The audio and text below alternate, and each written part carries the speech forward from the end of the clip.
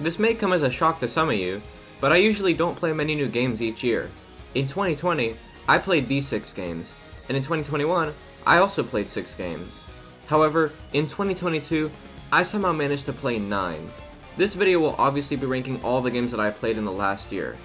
And this list is not exclusive to games that specifically came out last year, so older games can be on this list too. So as I usually say, let's waste no time and get straight into this.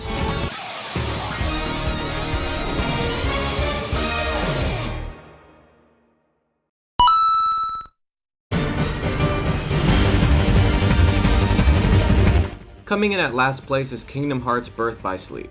Besides Kingdom Hearts 1, I managed to play through the entire series in between January and March of 2022. While I'm aware that Birth by Sleep is a dearly beloved entry in the franchise, I'm placing it in last place because I kinda only played one route of it, which was Terra's. After finishing Terra's route, I got spoiled for the other 2 routes and I was just so eager to continue through the story that I just skipped Ven and Aqua's routes. That's why I'm placing this so low. From what I've played, I enjoyed the game quite a bit. While I prefer the combat of the numbered games, I enjoyed trying out the new mechanics that this game had to offer. It was a fun experience overall, but not being able to experience it fully definitely impacted its performance on this list.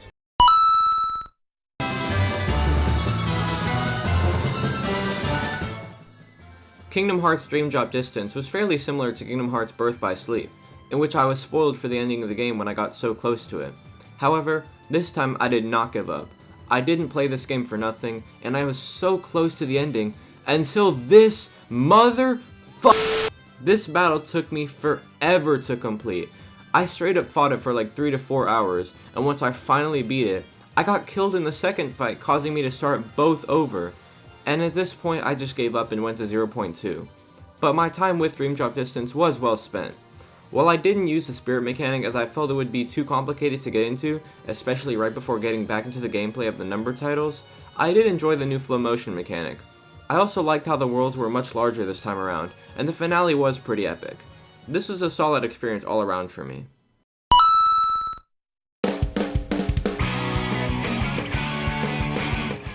I'm a massive Splatoon fan, and to say that Splatoon 3 didn't bring a smile to my face would be an understatement. I bought this game a week after it came out, and I already felt like I was missing out. I enjoyed the new weapons and maps, but I especially enjoyed the campaign this time around. However, while it was super fun, it did just feel more of the same in some ways. I know that everyone has been saying this, but I do not feel that this game was entirely necessary, as it just kind of feels like an expansion for Splatoon 2. But even so, this game is still a blast, and I'm gonna keep grinding until I get that X rank, baby.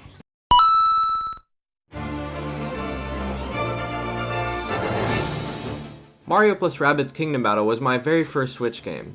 It is still one of my favorites. I could not wait for Sparks of Hope to come out, and I even livestreamed it on its release date. However, I unfortunately did not enjoy the game as much as I did with Kingdom Battle. That doesn't mean that it wasn't a blast though. I love the new mechanics that were implemented, such as the sparks. However, I did feel like the overworld exploration and music were a bit lacking this time around. But that's just my opinion and you're completely free to disagree with me. I still thoroughly enjoyed the game though, and I'm incredibly thrilled to see that my videos about this series are doing exceptionally well. Thank you to everyone who watched that video, and all my videos for that matter. It's really appreciated.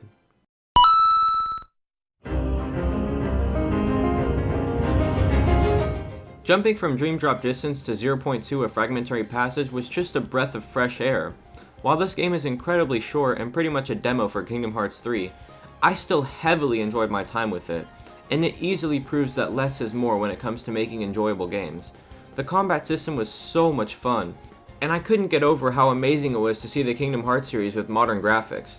I played this game in one sitting, and I enjoyed every single minute of it.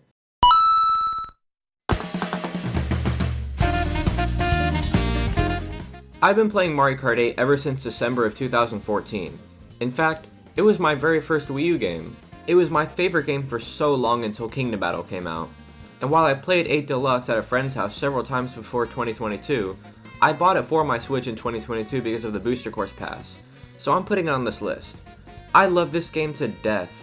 I've had so many fond childhood memories playing Mario Kart Double Dash, Wii, 7, and 8 with my friends, and 8 was always my favorite. This game is just so fun, and with the Booster Course Pass, It keeps on getting even better. I cannot wait to see what they add in the future, and hopefully Mario Kart 9 can come soon after.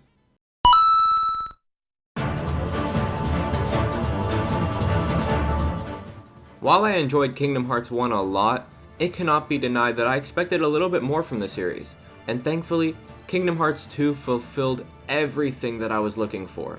The combat had been majorly enhanced, and it was so much fun.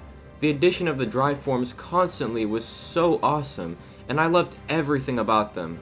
The story was also so much more intriguing this time around due to all the setups and chain of memories. It was truly mind-blowing how invested I became into this series due to this game, and the prologue with Roxas is certainly one of my favorite intros in any story. However, now let's get to the most controversial placement on this list.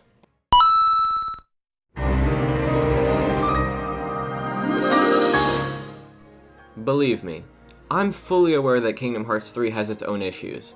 I know that the storytelling was very lackluster this time around, and that the Disney worlds felt pointless, but I honestly don't care. I began this game on March 3rd and finished it on March 6th, simply because I was so anxious to get to the finale of the Darkseeker saga. The finale of this game was nothing short of spectacular, and I loved every second of it, even if it had its fairly ridiculous and corny moments. And this is the only Kingdom Hearts game that I have gone back to after beating so far, as I've been slowly yet steadily completing the data battles, even with the terrible build that I have. Also, just being able to play as the main trio again with modern graphics was truly spectacular, and I cannot wait to see how the series continues with Kingdom Hearts 4. Okay, so try to take a wild guess at what number 1 is. If you guessed Mario Strikers Battle League, you are correct. My goodness, this game was just everything that I ever wanted. The character roster, the stage selection, the gameplay, everything I wanted was here. This game is just too ahead of its time, and I cannot believe that it only got a 73% on Metacritic. No, I'm just kidding, it's Xenoblade 3. The Xenoblade Chronicles series is my favorite video game franchise of all time. And my goodness, the lead up to this game had me acting like a crack addict.